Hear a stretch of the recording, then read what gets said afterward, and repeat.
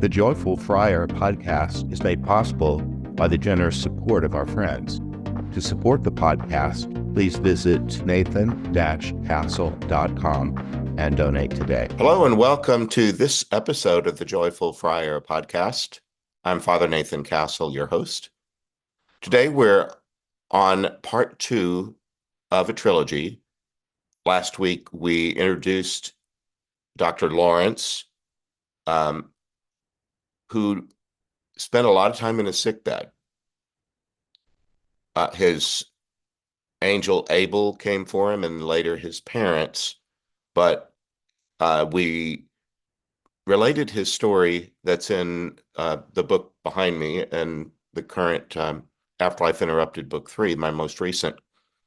He was unusual for my prayer partners and for me because we usually deal with people who died because of sudden trauma to the body, car crashes, shootings, stabbings, drownings, suicides.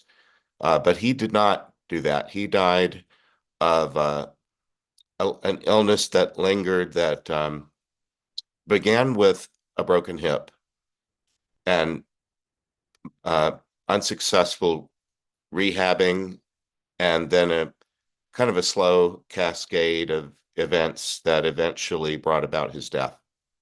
So he had to endure a lot of the indignities that come with, loss of simple freedoms. That, in fact, in the dream that he showed me, a woman attending him was shampooing his hair in a bed. He thought of that as really emblematic of his circumstance. He wasn't even capable of washing his own hair. And then they made him get up from the bed and walk to the sink in the bathroom to rinse his hair as part of getting him up and about. He had to go past a potty chair and a whole bunch of other clutter, he called it. So he showed us the kind of the sad surroundings of his life as he moved into greater decrepitude before his death. He then told us in his afterlife that he had gotten so used to not imagining anything positive that he didn't use his imagination really at all, and it atrophied. He said, I died while asleep.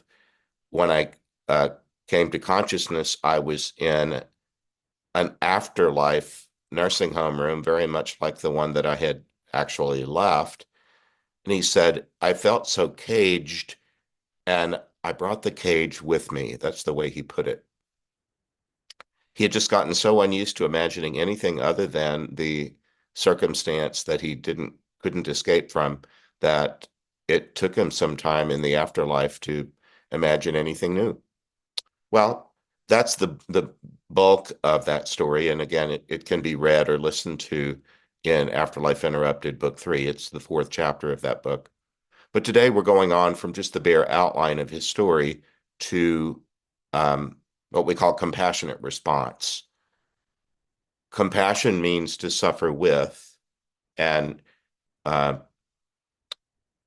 today we'll be talking about how can we best accompany a person who is going through that kind of suffering, especially of a late in life illness that shows little likelihood of recovery.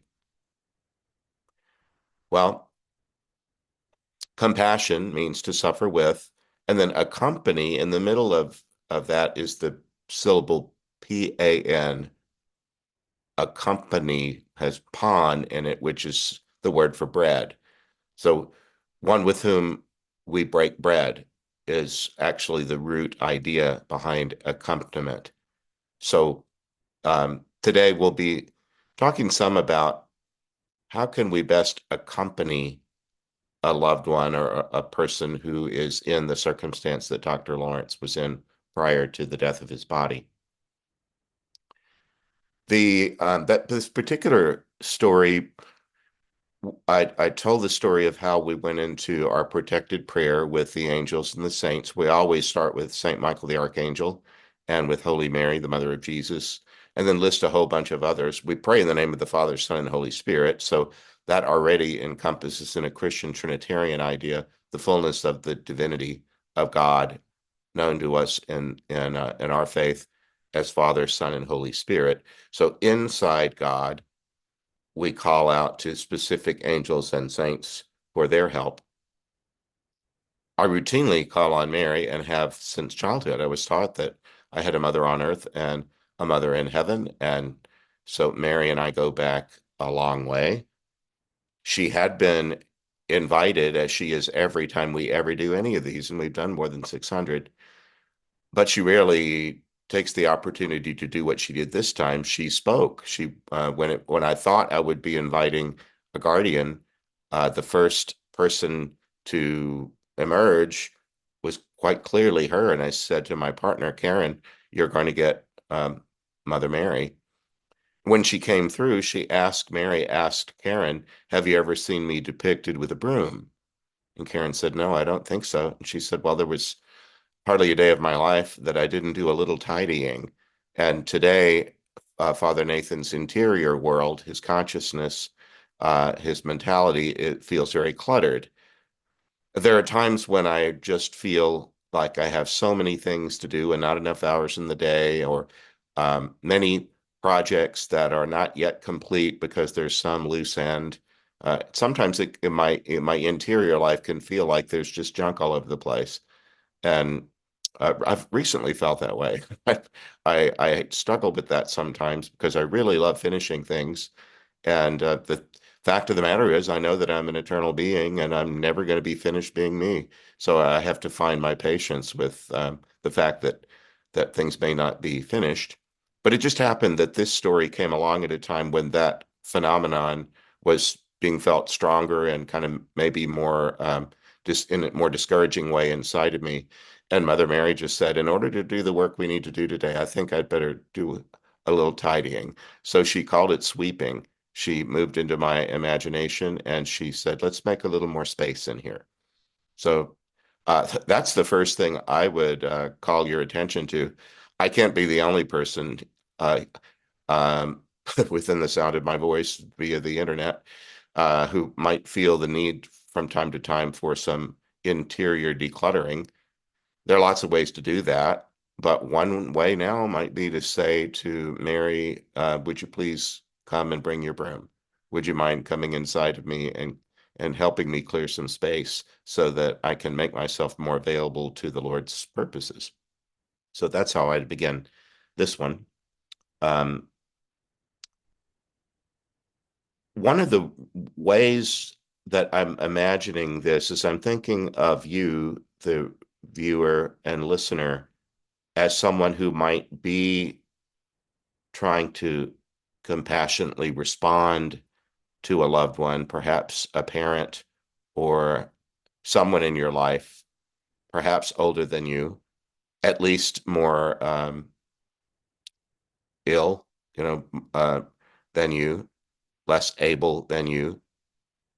What might it be like for you to try to be the compassionate responder? Do you frequently visit in the home of someone who is sick in a way that suggests they might not get better? Perhaps visiting in a nursing home or some other kind of a medical facility. How can I help you? Or how can the story of Dr. Lawrence help? I'm thinking of that sandwich generation who might still be putting the finishing touches on raising their kids, while at the same time a parent might be ill and dying. Um, that happens a lot. In my experience, women in that sandwich generation are disproportionately affected by all the tasks that often uh, aging parents might look to a daughter before they look to a son. That's the way it happened in my family. I wasn't asked to do much of anything like healthcare. I was a priest, so I would come and say mass and so on. But nevertheless, if you are that person who had a busy life already, and then on top of all the things you had to get done in a day, now you need to take care of a bunch of things related to an elder, perhaps a loved one who's now much needier than before, less able to do things on their own. I have a heart for that. Um, I've experienced some of that. So I have you in mind as creating this particular episode of the podcast, how can I respond compassionately to you in that circumstance? Well, I would say, first of all, if you are feeling cluttered, distracted, overwhelmed, um, don't be too hard on yourself. You might be feeling overwhelmed because you're overwhelmed. And it might just be that you could be kindest to yourself by simply saying so to yourself that, wow, this is more difficult than I knew. And I have all these other balls in the air. I have so many things that so many people are relying upon me to do. This is really difficult. Well, one practical way to address that is to sit still and own it. Maybe talk it through with somebody, if not a professional counselor, at least somebody who's got a good listening ear and a practical sense of how to approach problem solving. If you really are being asked to do more than it feels like you're capable of doing, could you look at things that were on your to-do list and let some of them go? Are the things that earlier seemed like they were so important, are they as important now as they were before the illness of a loved one entered your life? Maybe there are people who would step forward and do some of those things if they knew of the need. Sometimes we can, especially for a particularly competent, confident person, people can feel like there is just no limit to what we can do. And so we attract more tasks. Sometimes we kind of ask for it. Sometimes we can be perfectionistic or can somehow develop the idea that I'm the only person that can handle this thing or manage that thing. Well, maybe this kind of circumstance could force a person to say, let me push back against that and see if maybe it would be wiser if I let something slide or invited somebody to do for me something that I might be used to doing on my own. That might be as easy as getting a little outside help. Uh, if you can possibly afford it, can you get someone to do a little cleaning or yard work or something? Are there others who might volunteer to do some of those things for you just to clear some space? That metaphor of sweeping might not be so metaphoric. It might be exactly that you could let somebody else do some of those things that you used to do just to maintain a household. Anyway, I think it's important to try to be in the moment. And part of being in the moment is recognizing that you're in an extraordinary moment, if you are. And so name the extraordinary moment and say, my life will not always be like this, but it is right now. And right now, in order for me to be a peaceable person and not some frenzied caricature of myself, I might need to decrease the workload in order to be good at the things that I want to do. And really being good at accompanying someone in an illness takes patience. It's not that visit to the nursing home or wherever the sick bed, the bedside. That's not something to be checked off a checklist with a breezy in and out visit. A lot of people that are especially in long-term healthcare settings, are attended to by overworked people. So sometimes the one that needs to have their bandage changed or even have their own personal hygiene attended to by other people, bathed, and in his case, Dr. Lawrence showed us a shampoo. Um, a lot of people doing that are in a hurry to get finished here so they can go on to the next room. And sometimes the person on the receiving end of that kind of care feels it and can tell that um, the work that's being done to a system is being done in haste and maybe in a sort of impersonal way because of the haste, not necessarily because of the um, impatience or the neglect of a healthcare giver. Sometimes that's just the way it is. So can you, if you do that kind of visitation, can you do it going into it with patience? Can you go into it with a sense of open-endedness? And if you need to do several errands, and one of them is to visit mom in the nursing home. Can you can you make it kind of elastic? Can you allow for the visit to go longer than normal or expected? Can you allow yourself to be in the moment? There might be graces given that you'd only receive if you stayed long enough and were patient enough. Sometimes uh, people in that who are ill, especially um, if they're nearing the end of a terminal illness, they might not want to just talk about current events because they don't seem that important anymore. Not when I'm not going to be here much longer. So even the current events of family life, schedules, and upcoming events in the life of an extended family, sometimes those things don't seem as important as just looking at one another or maybe reminiscing about things or going back over events and trying to do some bits of reconciling here or there, little bits of apology or professions of love that often went unspoken. Be in the moment. That's one thing I would recommend.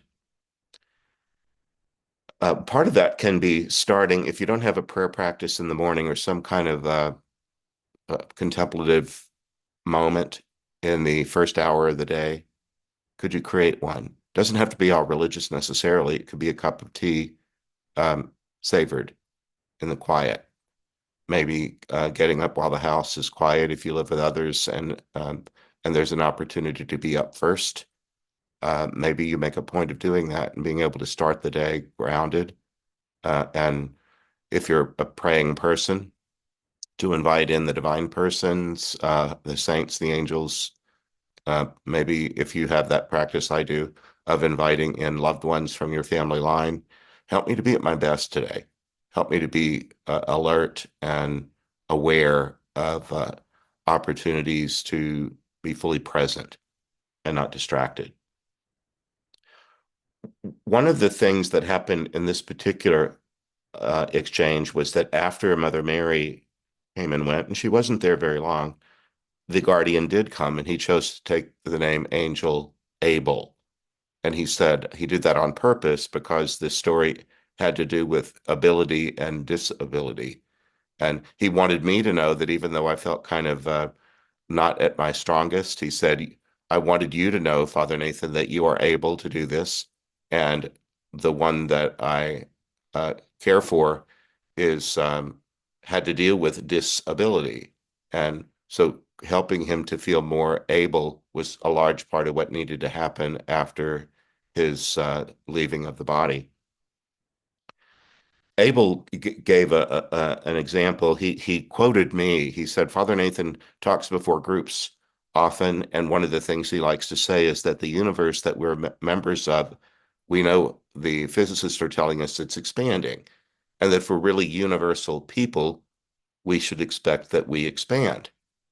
That and sometimes he said expanding might be prelude to popping like a balloon that expands until it pops. And then he quoted Jesus and said, remember, the Lord talked about the need for a seed to break open so that it can yield 30, 60, and 100-fold. And the fact that you feel pushed beyond your limits, like a balloon pushed beyond its limits, that's not necessarily always a bad thing. It could just be signaling a moment in your life where it's time to expand. That the breaking open might be a blessing that yields fruits down the line, 30, 60, and 100-fold. So I love the way he talked about that. One of the things about Professor Lawrence that I related to was he had been a student his whole life. Both of his parents were academics. They had no other children. He told us that not only did I get the schooling that every other child did, but every after school thing that his parents involved him in had an explicit uh, educational purpose. He didn't just go play ball. He went to a museum or he took music lessons or something. There was always the more acquisition of knowledge and learning was just part of the family script that he lived in. And it happened that he was a very good student. So he succeeded at just about everything that he was doing all the time. That carried on into his career. He felt like he was effective as a professor. He had a long resume of doing well at whatever he did. Well, I remember being that way when I was young. I didn't run into uh, not being good at what I was doing until I joined this group, until I became a Dominican. When I first did this, it was my first real experience of understanding that I wasn't stellar, that I was ordinary at best. And um, he had that experience in the physical therapy that followed his hip surgery. He was told that here's what's going to happen. You're going to have the surgery, and then there's going to be these processes afterwards, and all this physical therapy. And he described it like a bell curve, the way that a professor might grade on a curve. There's always going to be some that are on the very positive edge, and some that are going to be on the other side. And he was used to being successful at what he did. And then he did all this physical therapy and it didn't succeed. And so he failed at being a good physical therapy patient. His body failed him. And his response to this failure of his body was largely to give up imagining that he could ever be anything else positive again. That all he could hope was for another day like yesterday, except only a little bit worse. So that he had to deal with the fact that he wasn't a success at this rehabilitation that followed his surgery. I think imagination is hugely important, and you might have heard me speak of this before. I'm trained in Aristotle and Thomas Aquinas, and both of them agreed that nothing can come to be actually until it first exists potentially in the mind of its creator. A book, for example, the one that's over my shoulder, I was I'm its author. I'm a large part of its creation, certainly not the whole of it, but a large part of it. I had to first imagine that book and imagine the stories that would be in it. The book essentially existed in my imagination, and then I got busy trying to take the steps needed to make it be actual and not just potential. Well, the the problem for Professor Lawrence is he quit imagining. His imagination, he only used it to imagine more ill health, and that was that. He didn't come from a religious background. He told us that he was interested in some of the big questions that world religions often focus around: origin, how did we get here? Why are we here? What's our purpose? Do we have a destiny, including one beyond death? He had thought of these things, but not as a religious person. Anyway, um, he had stopped imagining. And so one of the things that I would offer here is, if you stay in the present moment, even if your present moment is in a sick bed where you're getting sicker, can you still use your imagination um, to motivate anything positive? Um, if you're laying in a sick bed and you don't have any reason to believe you're going to get healthier, can you imagine the next encounter you have with someone who comes to help you with something pertaining to your body? Can you imagine that person's life, that person's circumstance? Can you pray in advance for them so that you'll be at your best, and that the encounter they have with you as they change your bandages or change your clothes, your bedding, whatever, feed you your meal? Can you imagine being a positive moment in that person's life? Um, I like to play cards, and there's a phrase that's you've probably heard before: play the cards you're dealt. Play the cards you're dealt. Well, that phrase usually pertains to receiving a poor hand in whatever it is that the game is that you're playing, and that you must play the hand you're dealt. Well, that doesn't have to be a sad thing, or thought of in a kind of minimalistic terms. I love to play Pinochle, and I know what a good hand looks like. And sometimes the good hand, a really great hand, is really easy to play because you have all the highest cards. Well, that's fun because you rack up a lot of points, but it doesn't take a lot of skill. Sometimes it can be more fun or more challenging to take a mediocre or even rather poor hand and figure out this is the hand I'm dealt. What can I do to maximize it? How can I use skill, imagination, craft, attention? How can I take what I've got and make it better? Well, I'll talk about that some next time in the spiritual practice part, but I try to approach life that way because sometimes you're dealt hands that you would rather not have. Remember, I have a vow of obedience to a religious superior, and there have been times in my life where I was asked to leave where I was and go to another place I didn't want to go and do something that perhaps I didn't want to do. But rather than just feel sad or put upon, I would try to say, okay, well, the truth is, I looked at this as something that was not attractive, and this circumstance is not what I would have chosen for myself. However, I gave up that authority a long time ago, and over my comings and goings. And I trust that the Holy Spirit will be with me, that God will provide what I need. And besides, I didn't sign up just certainly to join the Dominican order to please myself. I placed myself in the hands of my Creator and said, would you like to make something out of my life that's beyond my imagination? So anyway, playing the hand you're dealt, but not doing so with a sad face, just saying, okay, this is the reality of what I need to be doing, and here are the resources that I have in the short run. Let's see what we can do. And then get busy. It's making lemonade out of lemons, or however you want to put it, but taking the circumstance that you're in and saying, what can I do to take this circumstance and upgrade the things around me? I think that's important. It's something that I try to do on a regular basis. Um, One thing that I like to do as a believing person who believes that I will survive my death, if I'm in the company of people who I know to be uh, Catholic, Christian believers in an afterlife and in a God who cares about them, I might talk to a person in a visit and get them imagining, um, do you believe that you will survive your death? And if they say yes, I'll say, then let's imagine what might be next if you had your way. Sometimes I put it, in terms of buying someone a gift. When you've loved the same person for years and years, and it's their birthday's coming up or Christmas is coming, you might think of one more way to surprise them, or you might just say, "Hey, bud, hey, sweetheart, I would love to give you the thing you most want. What do you want for Christmas? What do you want for your birthday?"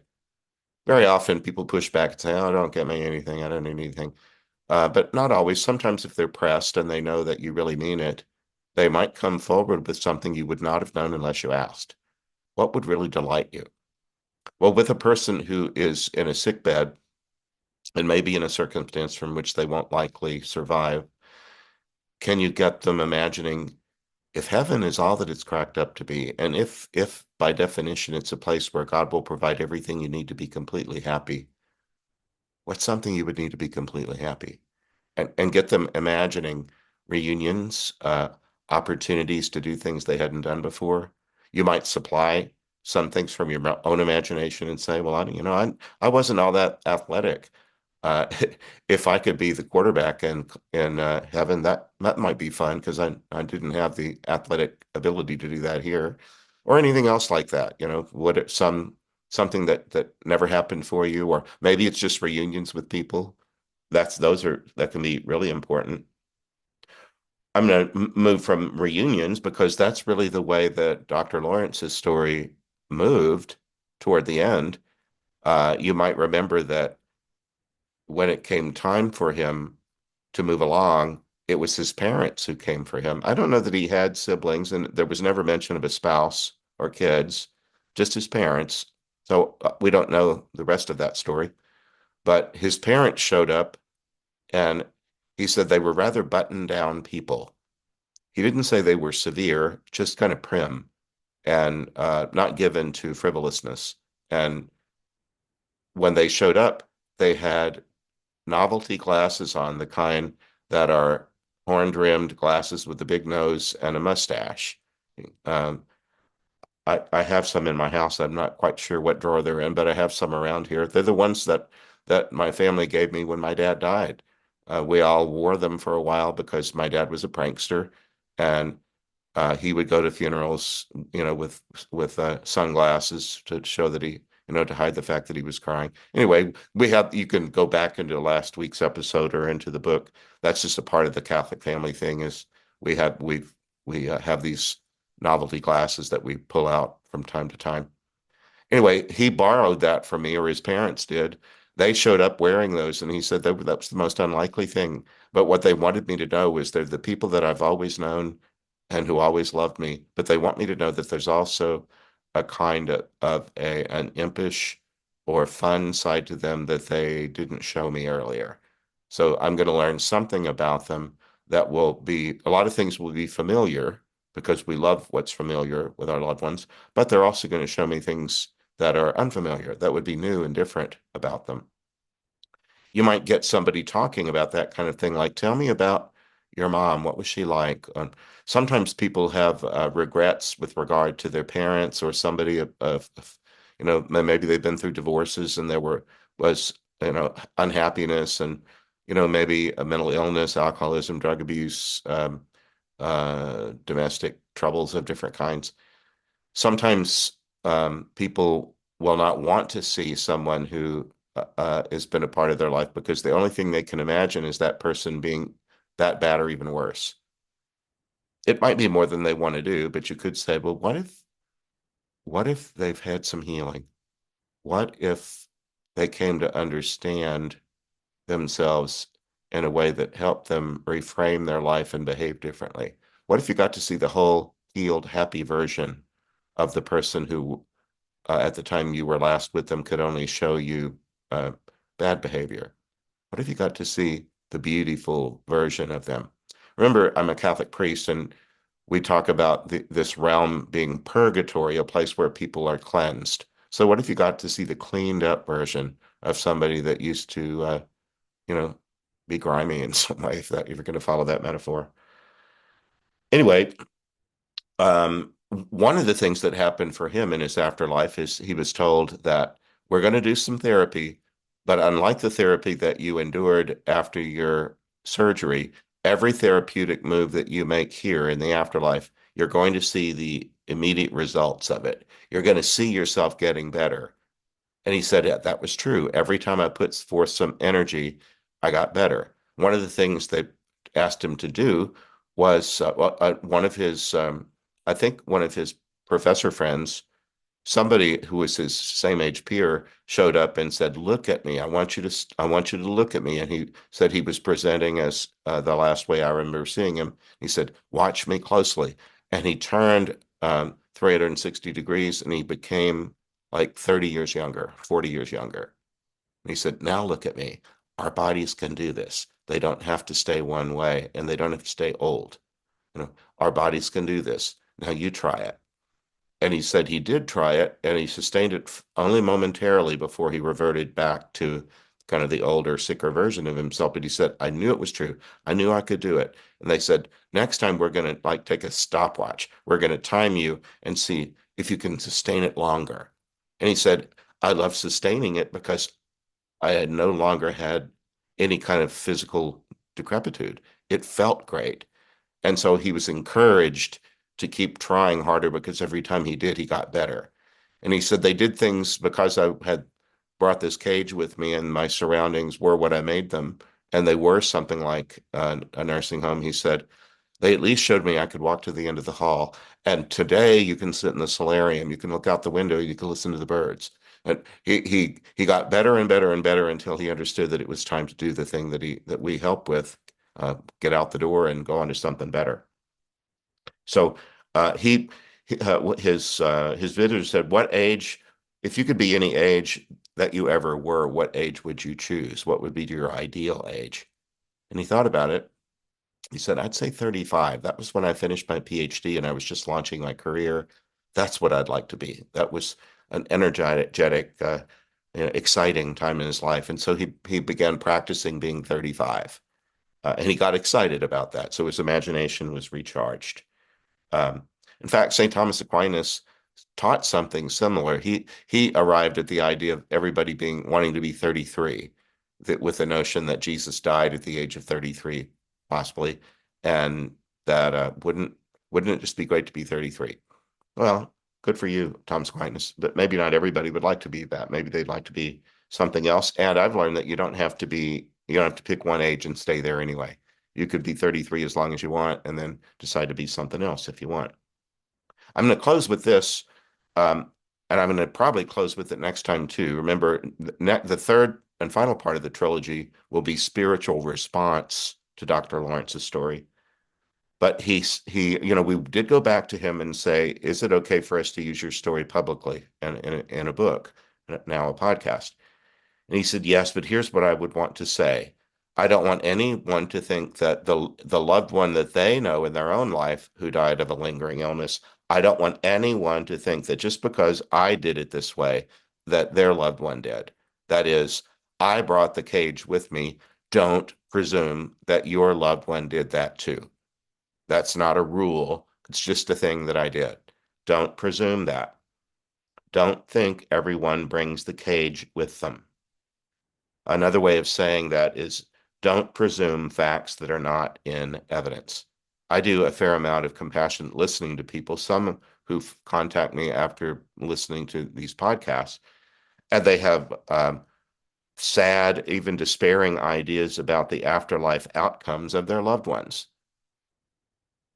They presume that they're especially if the loved one suicided or died of long-term drug abuse, very often it's been so long since they saw their loved one happy that it's hard for them to imagine them in a happy afterlife. It just seems so incongruous. Well, I just say, well, if you want to sadden yourself and want to make your grief even harder than it already is by assuming facts, not evidence, that your loved one is probably unhappy in the afterlife, um, that's your perfect right, but I hope you won't. I hope you'll not assume facts that aren't in evidence.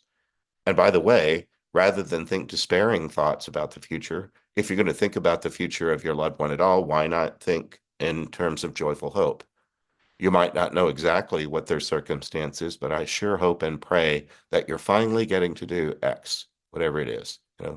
I know my parents wanted to do late in life travel, like they wanted to do a cruise to Alaska that they never did.